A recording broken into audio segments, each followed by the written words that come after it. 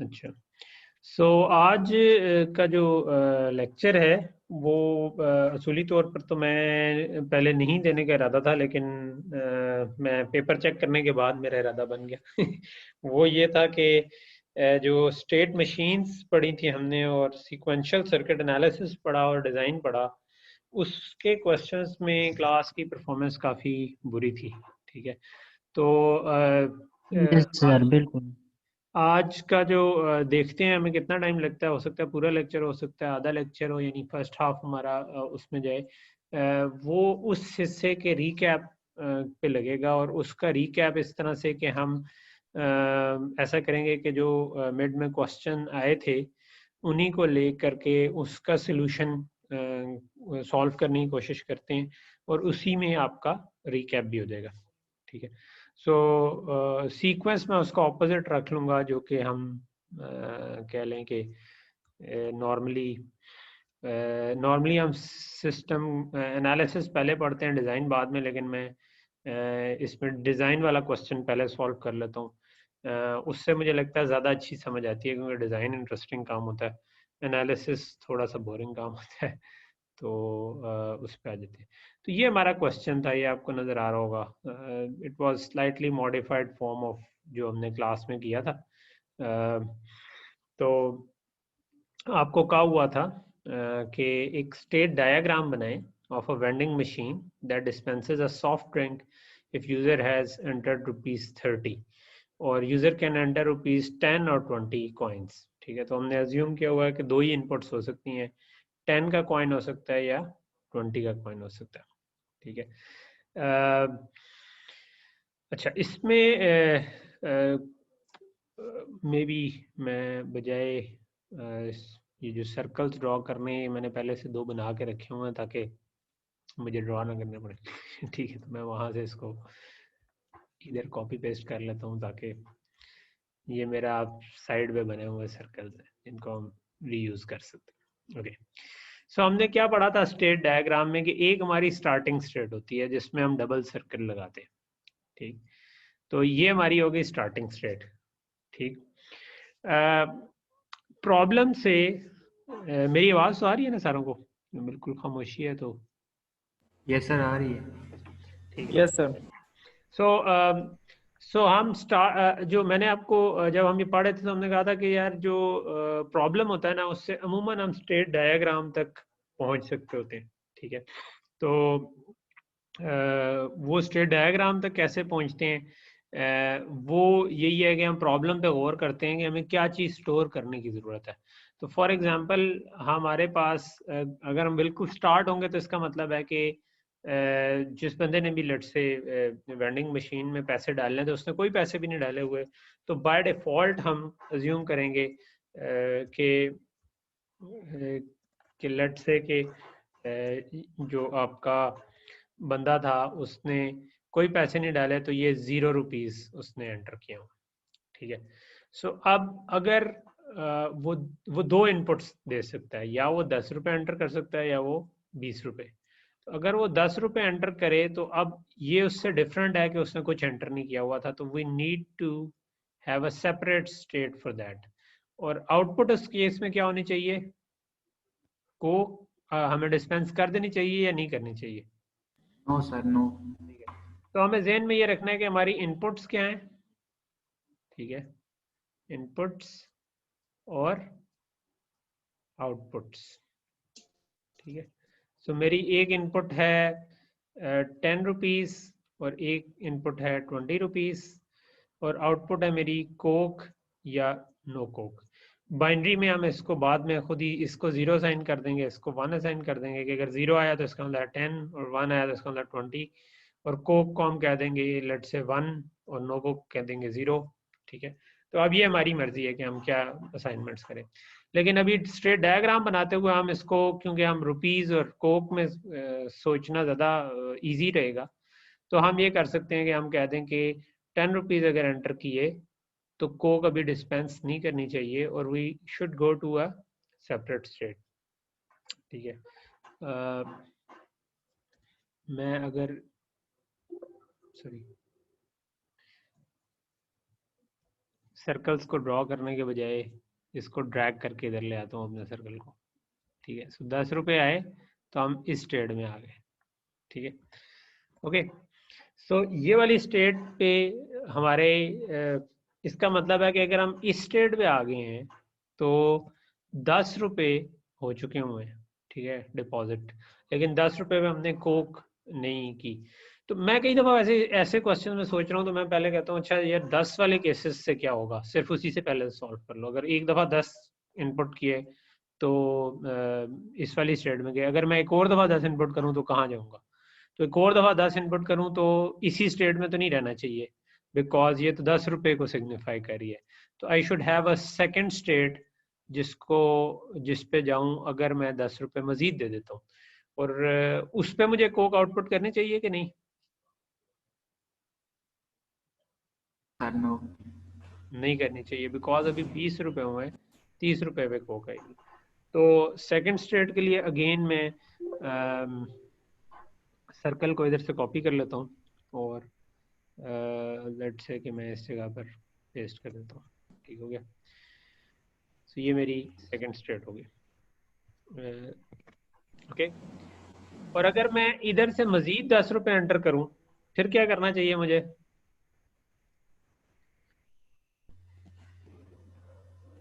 अगर एक और दफा 10 रुपये तो 30 पूरे हो जाएंगे। Yes sir. उस केस में क्या करना चाहिए? कोक कोक आएगी मिलेगा सर। सर हमें। कोक आएगी, और कोक आ गई तो इसका मतलब है पैसे कितने रह गए? 0।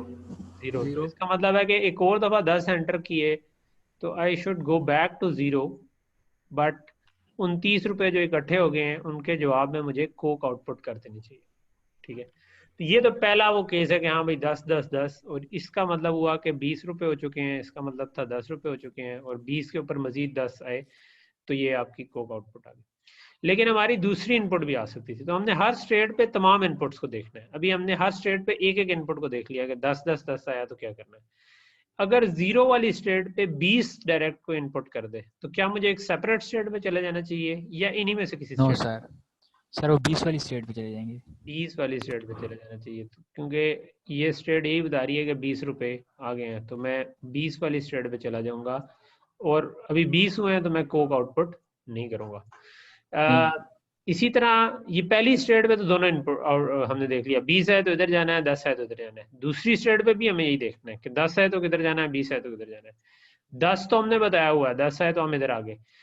इस 10 वाली स्टेट से अगर 20 इनपुट आ जाए तो फिर क्या करना है?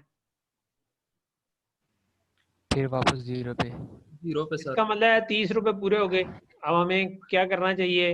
वापस 0 पे आ जाना चाहिए, वापस साथ ही आउटपुट क्या कोक। करनी चाहिए? Coke output Coke. करना। ठीक है, तो इस वाली स्टेट से भी हम दोनों केस हमने हैंडल कर लिए, और 20 वाले के ऊपर हमने कहा हुआ है कि 10 वाला केस हैंडल कर लिया है लेकिन 20 वाला केस अभी तक हैंडल नहीं किया, कि 20 रुपए अगर हो चुके थे और किसी ने 10 रुपए एंटर किए तो हमने कहा कोक हो जाए। लेकिन अगर 20 रुपए के ऊपर कोई 10 के बजाय 20 रुपए एंटर कर देता तब क्या करना चाहिए हमें? सर आउटपुट कोक होगी लेकिन 10 वाली स्टेट में चला जाएगा। तो इसका मतलब है कि उसने टोटल 40 रुपए एंटर कर दिए तो 10 रुपए बकाया हो गए, तो हम 10 रुपए यस बकाया सर। वाली यस सर। स्टेट पे आ गए। ठीक है, हमने कहा कि यार 20 रुपए एंटर किए हैं तो अब हम कोक तो करेंगे, लेकिन अब हम आपको 0 नहीं कहेंगे बल्कि हम कहेंगे कि आपके 20 रुपए बकाया आ गए। ठीक है, तो ये जो मतलब एग्जाम क्वेश्चन जो था वो तो यहाँ तक था। ठीक है, कि अगर आपने ये डायग्राम बना ली थी तो इसका मतलब है कि आपने ठीक किया, लेकिन ये भी काफ़ी सारे बच्चे नहीं बना पाए सही तरीके से। लेकिन जो सर्किट सीक्वेंशियल सर्किट एनालिसिस और डिज़ाइन में यहाँ पर हमारा डिज़ाइन ख़त्म नहीं होता, ये तो सिंपल एक स्ट्रेट डायग्राम तक पहुँचे। अगर मैंने इससे सर्किट डिज़ाइन करना हो तो लेट से कि मैं इसको डिज़ाइन तक लेके जाना चाहता हूँ कि मेरे हाथ में एक सर्किट हो जो कि ये काम कर सकता हूँ, तो तब मुझे क्या करना होगा? तो जो स्टेट डायग्राम है, अगर हमने उससे डिज़ाइन तक पहुँचना है तो हमने ये कहा था कि स्टेट डायग्राम से हमें स्टेट टेबल तक पहले पहुँचना चाहिए। स्टेट टेबल और स्टेट डायग्राम मिलती जुलती चीज़ें होती हैं, यानी कि मिलती जुलती मीन्स कि एक स्टेट डायग्राम हो तो हम स्टेट टेबल बना सकते हैं, स्टेट टेबल हो तो हम स्टेट डायग्राम बना सकते हैं, लेकिन डायग्राम से हमें ज़्यादा अच्छा समझ आ जाता है कि हो क्या है। तो पहला चीज़ ये है कि हमें ये आइडेंटिफाई करना है कि हमारी टोटल स्टेट के लिए बिट्स कितनी चाहिए, कितनी बिट्स चाहिए? बिट्स फॉर स्टेट, ये हमें कितनी चाहिए? हमारी स्टेट कितने बिट की है, ये कोई बता सकता है? 2 बिट्स की, 2 बिट्स की। क्यों? 1 और 0 है सर ये। इसके लिए हमें देखना पड़ता है कि टोटल नंबर ऑफ स्टेट्स कितनी है। तो हमारी ये स्टेट है, ये स्टेट है और ये स्टेट है, टोटल 3 स्टेट्स हैं। Yes sir. तो मैंने लिखा 3, और इसको अगर मैं बाइनरी में कन्वर्ट करूंगा तो ये 1 1 2 आ गया। बिट्स में आ जाता ठीक है, सॉरी मैं ये इसको मिटा देता हूँ। तो बिट्स फॉर स्टेट में निकाल रहा था, तो पहले मैंने देखा नंबर ऑफ स्टेट्स कितनी है। ठीक है, कि कितनी स्टेट्स हमारी टोटल है, वो थी इज इक्वल टू 3, जिसको मैं बाइनरी में अगर कन्वर्ट करूं तो ये 1 1 बनता है और ये 2 बिट के अंदर आ जाता है। तो Yes, इसका sir. मतलब है कि मेरे पास अगर मैं स्टेट्स के नाम 0 0 0 1 और 1 0 रख दूं, ठीक है, तो ये मेरे पास टोटल काम हो जाएगा। तो ये जो मैक्सिमम नंबर है जितनी बिट्स में आ सकता हो, और इसी को हम कहते हैं कि आप log base 2 of 3 ले लें। ठीक है, इनफैक्ट हमें इससे एक कम तक जाने की जरूरत होती है। अगर ये 3 है तो मेरे पास अगर ये 4 भी होता तो 1 0 0 हो जाता है, लेकिन क्योंकि 0 1 2 3 हमने नाम रखने थे तो फिर भी 2 बिट में आ जाते। ठीक है, तो हमें log base 2 ले लें तो इससे हमें पता चल जाता है। ठीक है, log base 2 का मतलब है 2 की कौन सी पावर अगर ये आ जाए, 2 की पावर 2 जो है वो 4 होता है। ठीक है, तो इसका मतलब है कि 2 बिट काफी है। तो 2 बिट्स हैं स्टेट्स के लिए। अच्छा, 2 बिट स्टेट के लिए ये क्यों हमने किया? क्योंकि सबसे पहले हमें, मेरी आवाज आ रही है आप लोगों को? सर कट गई थी, Yes. अब आ रही है। कट गई थी? अच्छा, ओके, ये कुछ रिकनेक्ट हुआ है। आई डोंट नो कि अभी रिकनेक्ट करके ये कोई रिकॉर्डिंग में ना गड़बड़ करे लेकिन एनीवे, सो मैं आपको ये बता रहा था कि 2 बिट्स हमें चाहिए, और 2 बिट्स हमने क्यों आइडेंटिफाई किया है? क्योंकि इसका मतलब है कि हमें बेसिकली 2 रजिस्टर स्क्रीन चाहिए। शेयर नहीं हो रहा सर। जी, स्क्रीन शेयर नहीं हो रही? स्क्रीन शेयर नहीं हो रही। अच्छा ठीक है, गुड टाइम बता दिया करें। हाँ, स्क्रीन शेयर स्क्रीन अब हो रही है? यस सर, बस होने Yes, हो गई sir. सर। हो गई है, ओके। सो मैं ये कह रहा, यहां तक समझ आ गई थी कि 2 बिट्स क्यों थी? 2 बिट्स इसलिए थी कि जितनी नंबर ऑफ स्टेट्स हैं उनका log base 2 लेंगे तो जो नंबर आ जाएगा। तो अगर 3 स्टेट्स हैं तो हमें पता है 0 0 0 1 और 1 0, ये हम इनको अगर बाइनरी में रखें तो रख सकते हैं, और इनके लिए 2 बिट्स काफी हैं। तो इसका मतलब है कि हमें असल में 2 रजिस्टर चाहिए होंगे जिनके अंदर हम ये स्टोर कर सकें कि इस वक्त हम 0 स्टेट में हैं, 1 0 1 में है या 1 0 में। हम इनको नाम भी दे देते हैं बेशक, कि मैं इनके नाम जो हमने पहले बनाए थे, फॉर सम रीजन ये इरेज नहीं हो रहा पिछला वाला, क्योंकि शायद मैं एक दफ़ा एस्केप कर चुका था। लेट मी सी, अगर मैं इसको पकड़ के अलहदा से, अच्छा ये पूरा इरेज हो जाएगा? नहीं यार, ग्रुप ख़त्म नहीं होता। चलो ये तो 0 है, इसको ये भी उसके साथ होगा और ये पूरे का पूरा होगा। एनीवे, चलो मैं इस पे फिर वो इरेज होना शुरू हो जाएंगी अगर मैं चीज़ें करना शुरू हो जाऊँ। सो बेसिकली मेरे पास ये जो स्टेट है, ये इसमें हुआ तो मैं कह दूंगा मैं 0 0 हूँ, इसको मैं मिटा देता हूँ, इसको हुआ तो मैं कह दूंगा 0 1 हूँ, और इस पे हुआ तो मैं कहूँगा कि 1 0 पे। ठीक है, तो ये बेसिकली हमारा, लेट मी ट्राई अगेन। अच्छा, इरेजर पिछले वाले को इरेज नहीं करता है।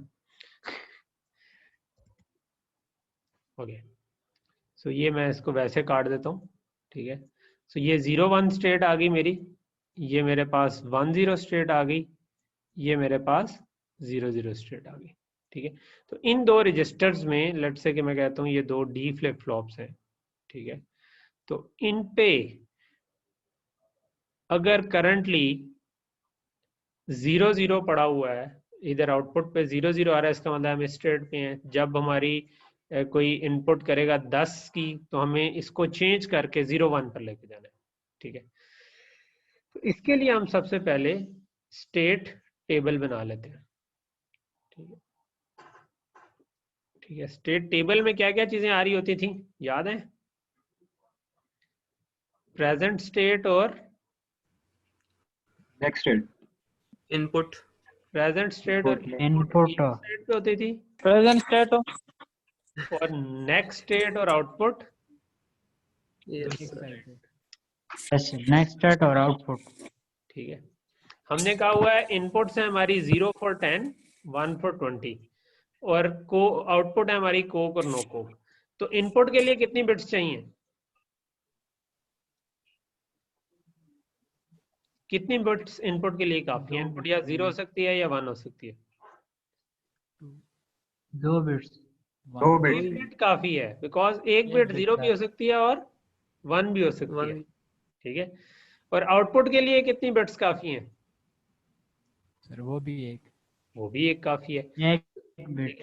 और स्टेट के लिए 2 बिट्स चाहिए। तो मैं कहता हूँ प्रेजेंट स्टेट को मैं लेट से कहता हूँ P0 और P1।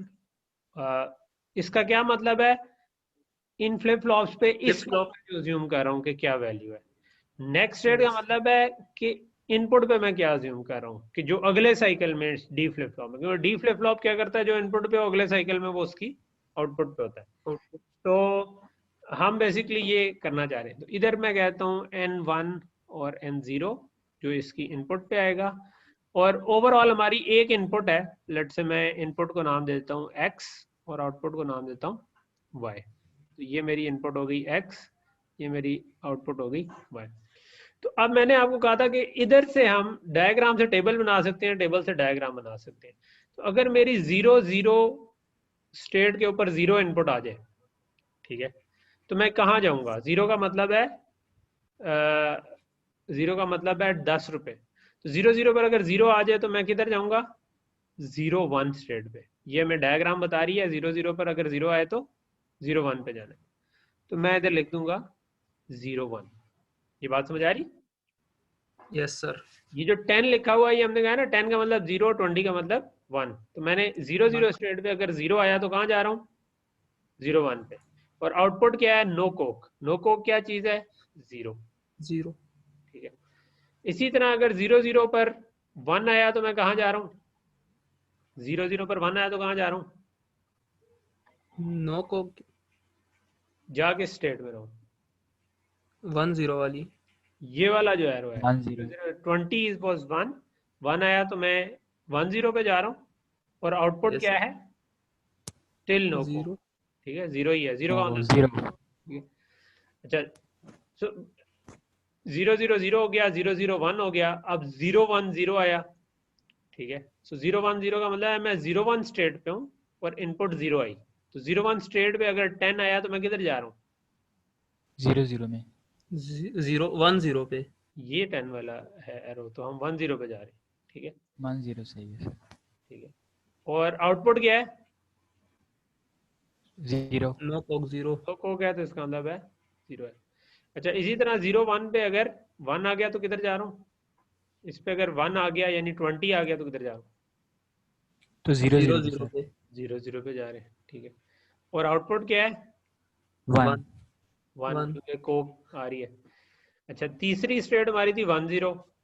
ठीक है, 1 0 पे अगर 0 आया तो किधर जा रहा हूँ? यानी कि 10 आ रहा हो तो 0 0 0 0 में 0 0 पे। और आउटपुट क्या है? 1 1। 1 इसी तरह 1 0 पर 1 आ रहा हो तो यानी 20 आ रहा हो तो किधर जा रहा हूँ? 0 1 स्टेट में 0 1 स्टेट पे जा रहा हूँ। और सॉरी 1 0 था ये।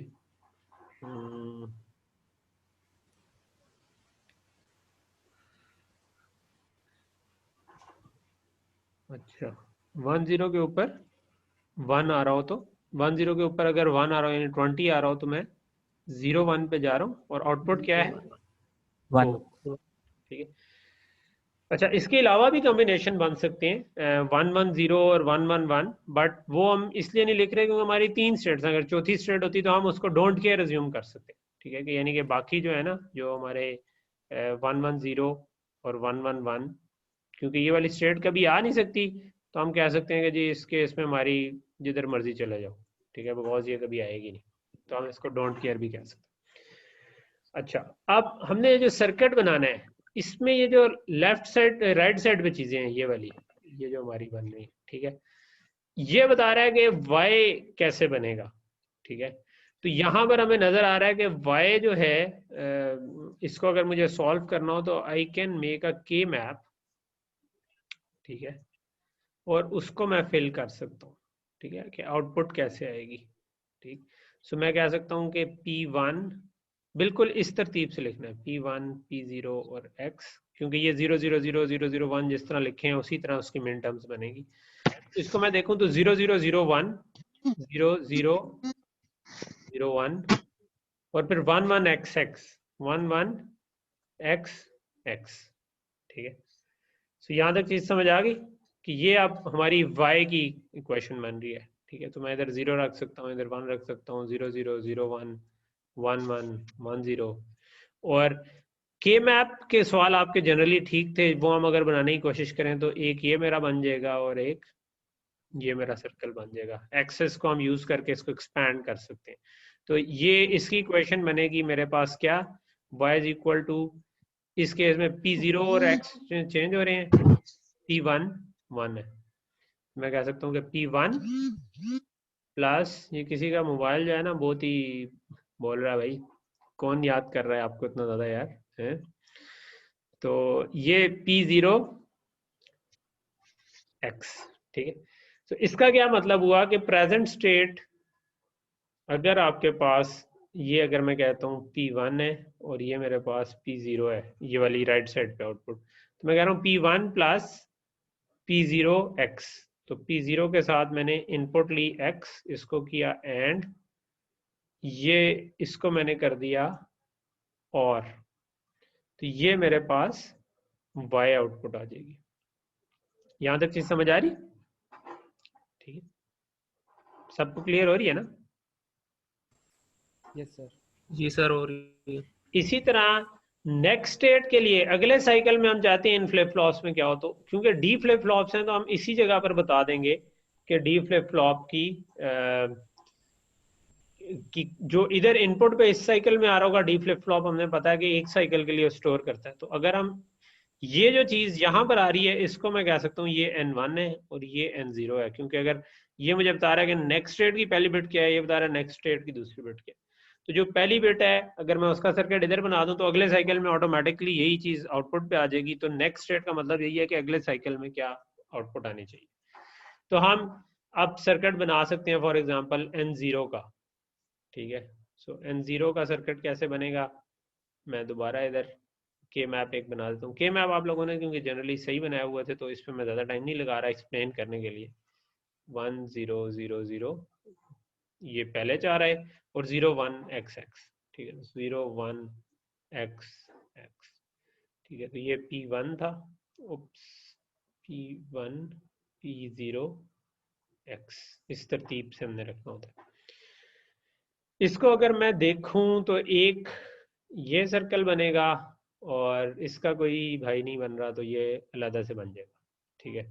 और मैं अगर इसकी इक्वेशन बनाऊं तो कुछ 0 1 और 0 0 0 1 1 1 और 1 0 बन रही है। तो ये मुझे कह रहा है कि अच्छा जी P1 0 हो, P1 बार हो और P0 बार हो और X बार हो प्लस P1 हो और इस जगह पे 0 और 1 चेंज हो रहा है, x आ रहा है तो P1 x आ रहा है।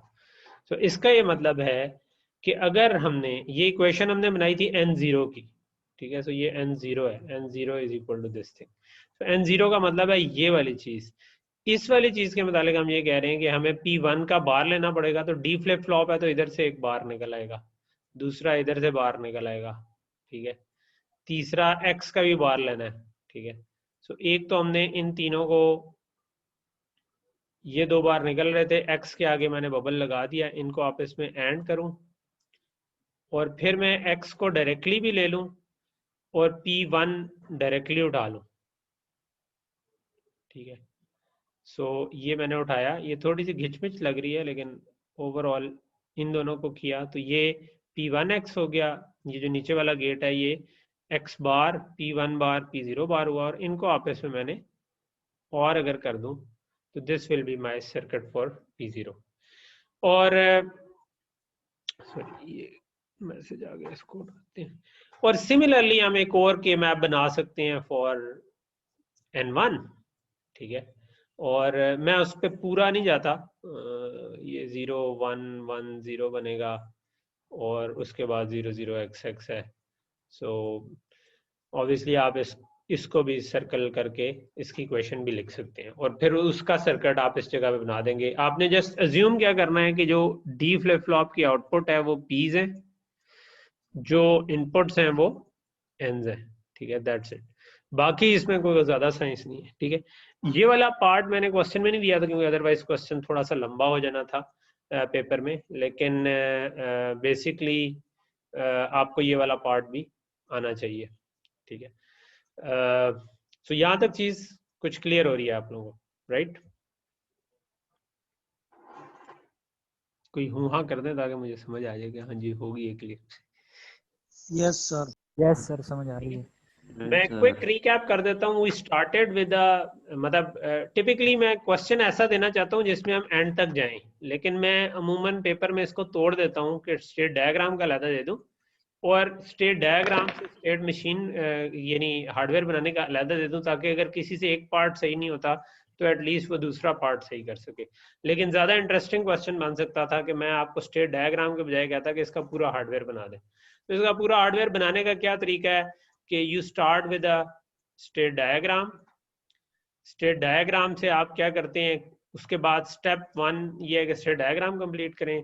स्टेप 2 ये है कि आप काउंट करते हैं कितनी स्टेट्स हैं, उससे पता चल जाता है कि बिट्स कितनी है, ठीक है। आप देखते हैं कि इनपुट कितने बिट की होगी, आउटपुट कितने बिट की होगी, ठीक है। तो 1 बिट की इनपुट आ गई, 1 बिट की आउटपुट आ गई, 2 बिट की स्टेट आ गई। जब ये पता चल गया तो अब ये टेबल बन सकता है, ठीक है। तो टेबल बनाने से पहले आपको ये आइडेंटिफाई करना जरूरी है कि आपको इनपुट आउटपुट और स्टेट की बिट्स बताओ, ठीक है, कितनी होगी। तो हमने आइडेंटिफाई कर लिया कि यार ये भी 1 बिट है।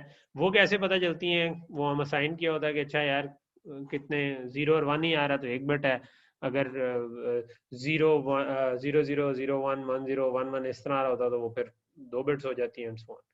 जब ये टेबल हो जाए तो इसमें हमें पता है कि यार ये जो स्टेट वाली बिट्स हैं दे आर सिग्निफाइंग कि हमें ये अगर 2 बिट्स हैं तो we need 2 D flip flops, और उसकी जो आउटपुट होगी वो आपकी, उसको हम कह देते हैं P0 P1 और इनपुट को कहते हैं N0 N1, क्योंकि डी फ्लिप फ्लॉप जो है वो एक साइकिल के लिए चीज़ों को स्टोर करता है। तो अगर इनपुट आपकी N0 N1 हमने कही हुई है तो अगले साइकिल में ऑटोमेटिकली ये स्टोर हो जाएगी इसके अंदर, ठीक है। एक और ऑप्शन हो सकती थी कि हम इधर जे के फ्लिप फ्लॉप लगाने की कोशिश करें, लेकिन फिर हमें जे और के को अलग-अलग सॉल्व करना पड़ता। हम सीक्वेंशियल सर्किट एनालिसिस की अभी एग्जांपल करेंगे, उसमें हम जे के फ्लिप फ्लॉप भी यूज करेंगे। तो ये चीज़ डिजाइन क्या चीज़ है कि आपको प्रॉब्लम गिवन था, उस प्रॉब्लम से आप सर्किट तक पहुंचे। एनालिसिस है कि आपको सर्किट गिवन है तो उससे आप स्टेट टेबल तक पहुंच जाएंगे, तो आप बता देंगे अगले बंदे को सर्किट काम क्या। Okay, one state table is there. तो अब हमें ये तो हमें गिवन है, ये जो लेफ्ट साइड है ये तो गिवन है ना, यानी ये चीज तो हमारे पास हमने खुद ही 0 0 0 0 0 1 सारे कॉम्बिनेशन फिल किए। जो राइट साइड है इसका सर्किट बनना है।